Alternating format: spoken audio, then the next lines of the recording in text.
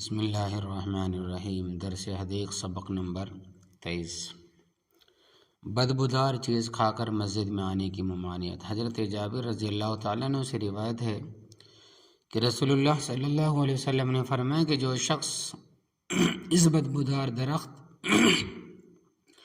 پیاز یا لہسن سے کھائے وہ ہماری مسجد میں نہ آئے، کیونکہ جس چیز سے آدمیوں کو تکلیف ہوتی ہے اس سے فرشتوں کو بھی تکلیف ہوتی ہے۔ مسجدوں کی دینی عظمت اور حق تعالیٰ کے ساتھ ان کی خاص نسبت کا ایک حق یہ بھی ہے کہ ہر قسم کی بدبو سے ان کی حفاظت کی جائے، چونکہ لہسن اور پیاز میں بھی ایک طرح کی بدبو ہوتی ہے اور بعض مخصوص علاقوں میں پیدا ہونے والی ان دونوں چیزوں کی بو بہت ہی تیز اور سخت ناگوار ہوتی ہے، اور نبی کریم صلی اللہ علیہ وسلم کے زمانے میں لوگ ان کو کچا بھی کھاتے تھے، اس لیے آپ نے حکم دیا کہ ان کو کھا کر کوئی آدمی مسجد میں نہ آئے، اور اس کی وجہ بیان کرتے ہوئے آپ نے فرمایا کہ جس چیز سے سلیم الطبع آدمیوں کی اذیت ہوتی ہے اس سے اللہ تبارک و تعالیٰ کے فرشتوں کو بھی تکلیف ہوتی ہے، اور مسجدوں میں چونکہ فرشتوں کی آمد و رفت بڑی کثرت سے ہوتی ہے اور خاص کر نماز میں وہ بنی آدم کے ساتھ بڑی تعداد میں شریک رہتے ہیں،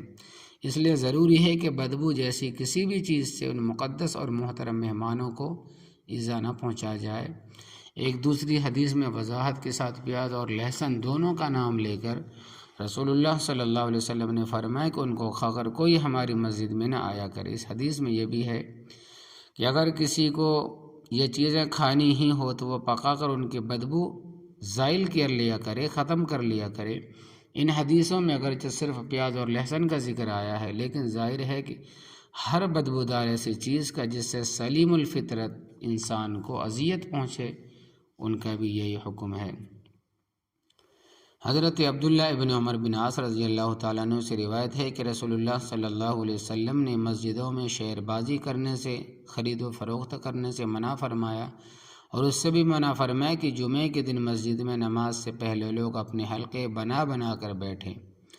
مسجدوں کی دینی عظمت کا یہ بھی حق ہے کہ جو مشغلے اللہ تبارک و تعالیٰ کی عبادت سے اور دین سے قریبی تعلق نہ رکھتے ہوں وہ اگرچہ اپنی ذات اور اصل کے اعتبار سے جائز ہوں، خواہ کاروباری ہو جیسے تجارت، سوداگری یا تفریحی ہو جیسے مشاعرے اور ادبی مجلسیں، مسجد ان کے لیے استعمال نہ کی جائے۔ مسجد میں شعر بازی، خرید و فروخت کی ممانعت کی بنیاد یہ ہے کہ حدیث کا آخری جز جو جمعے کے دن سے متعلق اس کا منشا اور مطلب بظاہر یہ ہے کہ جو لوگ جمعے کے دن نماز کے لیے پہلے سے مسجد پہنچ جائیں، جس کو خود حدیثوں میں ترغیب دی گئی ہے، ان کو چاہیے کہ وہ نماز تک یکسوئی کے ساتھ ذکر و عبادت اور دعا جیسے اشغال میں مشغول رہیں، اپنے الگ الگ حلقے اور مجلسیں قائم نہ کریں۔ حضرت واصلہ رضی اللہ تعالیٰ عنہ سے روایت ہے کہ رسول اللہ صلی اللہ علیہ وسلم نے فرمایا کہ تم اپنی مسجدوں سے دور اور الگ رکھو، اپنے چھوٹے بچوں کو اور دیوانوں کو ان کو مسجدوں میں آنے نہ دو،